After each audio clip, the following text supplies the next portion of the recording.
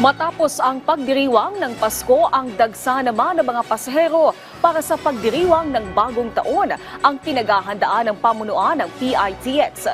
Handa naman ang MMDA at NLEX sa inaasahang buhos ng mga motorista kasabay ng long weekend. Si Bernard Ferrer sa sentro ng balita.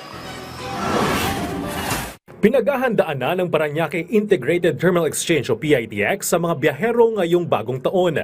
Sa pagtaya ng PITX, tinatayang aabot sa 1.8 milyong pasahero ang inaasahan na uuwi sa mga lalawigan para doon ipagdiwang ang pagpapalit ng taon. Mas mataas ito kung ikukumpara sa 1.2 milyong pasahero na umuwi nitong December 20 hanggang 25 para sa Kapaskuhan.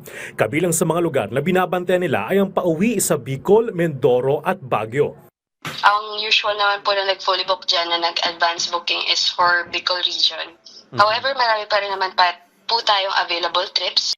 Nag-deploy din ang Metropolitan Manila Development Authority MMDA ng mga tauhan na magmamando sa trapiko. Gayon din ang pagsasagawa ng clearing operations upang mabilis ang pagdaan ng mga biyahero. Partikular na binabante ng MMDA ang mga lugar sa paligid ng mga bus terminals sa PITX Parañaque at Cubao, Quezon City. We're looking at around this Friday, no? Kasi yung holidays natin, yung expected volume or traffic natin will be this coming weekend na. Maging ang North Luzon Expressway o NLEX ay pinaghahandaan na rin ang inaasang pagdagsa ng mga motorista simula bukas hanggang Sabado kasabay ng long weekend.